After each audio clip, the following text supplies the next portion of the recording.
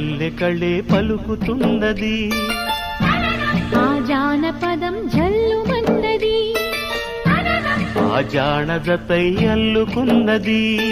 మొగలి పువ్వు మహారాజుకి మొదటి కానుక ఎదను పరిచి వేసేయన ప్రణయ వేదిక